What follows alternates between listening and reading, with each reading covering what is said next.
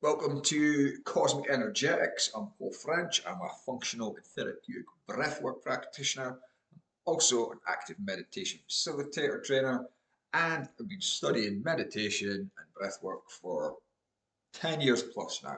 A long time. It's something that I've adopted into my own life, something that has helped transform my life from the inside out, and it helps me deal with the daily stressors and difficulties and challenges in life. So, welcome to my YouTube channel. I'm doing some long form videos. Why? Because I've been asked to. Simple as that. Uh, some of you guys out there who've been watching me have requested that I do a little bit more tailored information and what it is I do so that I can best help you guys. So, first of all, what is functional and therapeutic breathwork? Well, simply as this: the functional is how our body functions, that's from the in breath, where it goes in, how it changes our physiology, how it can support us in life, and how it really functions to keep us as healthy human beings or not. The therapeutic side is plain and simple. Something that we can use to improve our well-being, whether that's emotional, how we feel, or mental up here, and of course physical side as well. They both work hand in hand. The meditations that I study are active form of meditation. You may have heard of bioenergetics. That's something that I've studied and that I was taught from some great teachers in Berlin, and I've put in a lot of practice hours, a lot of study, and I also facilitate that for anyone, whoever is interested. So that's a little bit about me and what I do. So today I'm going to talk about functionality of breathing, and I'm going to speak about the diaphragm. You might have heard of diaphragmatic breathing. The diaphragm itself, it sits in here. Now, feel free to follow along if you're watching this for the first time. If you're lying in your bed, or, well, actually, if you're driving, you should just be listening, so don't follow along. But if you get your fingers here, yeah, and walk them down, you feel your sternum there, and the breastplate, just below the breastplate, this little area in here. You might be able to see the bottom of my ribs. This is the bottom of my rib cage. And just underneath here sits the diaphragm. Now it's umbrella shaped, it's like a pump. If you've seen in hospitals, they've got the respirators, breathing apparatus. It literally pumps. And what it does as it moves up, it pushes the air out of the lungs. It's an exhale or expiration.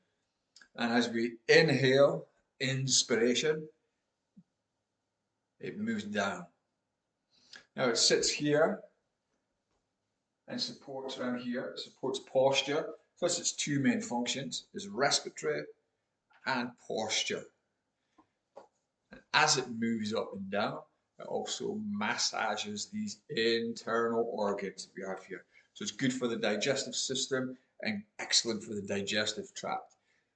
If you have any digestive problems, like I have had, bloating, constipation, not able to digest food properly, feeling nauseous sometimes, that could be related to dysfunctional breathing.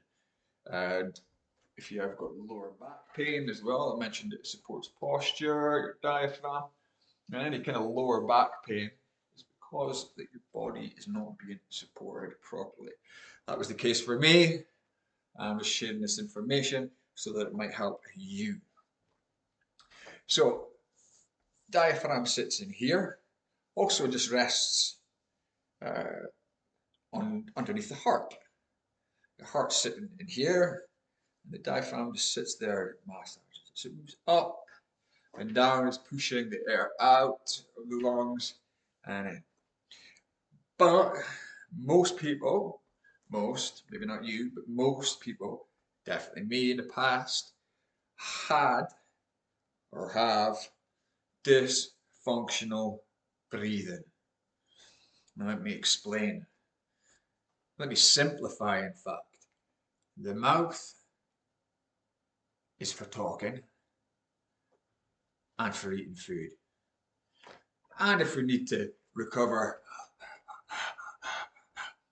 from exertion or exercise, whether that's running or maybe even just walking upstairs. But it's using this as our upper respiratory system or secondary respiratory system, these accessory muscles. It's using this upper part of our physiology, upper part of our biomechanics. So when I'm breathing in, and a lot of people breathe short, short, shallow, and fast. Sometimes with a saggy mouth. If you're watching this on a phone or on a computer, you might have the good old screen apnea. And your respiratory rate could be anywhere between 40 to 60. Who knows? Go measure it.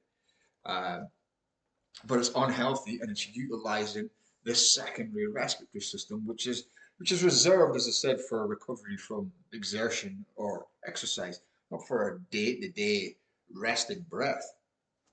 And if you're breathing through your mouth, literally the breath is going. There's no range of motion as such with the breath. So that's a dysfunctional breath, and it's not even utilizing this area we call the diaphragm, this muscle, very important muscle. But if we nasal breathe, which I'll cover in other videos, the breath goes in, it travels down, and the diaphragm becomes activated. And it utilizes this area of our lungs rather than just up here. So we get a fuller breath. The rib cage expands as the diaphragm opens and we breathe. But if you're sitting like this on a computer, hunched all day, or down on the phone, poor posture, the diaphragm's it's restricted movement, if any, and it's not being activated. You're not getting that fullness of breath that we need to live healthy lives. So I'm going to show you my diaphragm. It sits under here. As I breathe in,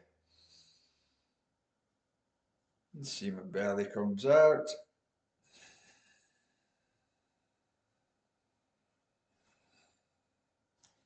And it moves up. You can see the lines in the rib cage there.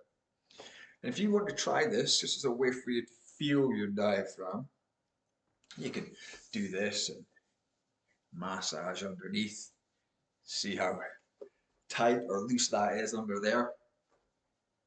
Mine was very tight a long time ago. You can feel that, but if you also try this, just basically pinch your nose. And then take an inhale whilst your nose is pinched.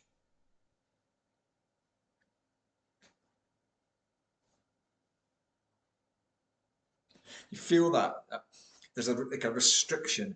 It's literally what do we call them? Like a spasm. Pregnant women have them.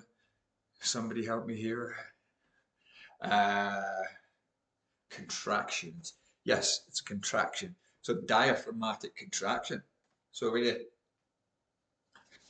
you feel it can't move because you're not getting that fullness of breath. But you can feel that's where it sits. It's a great way just to actually feel that muscle.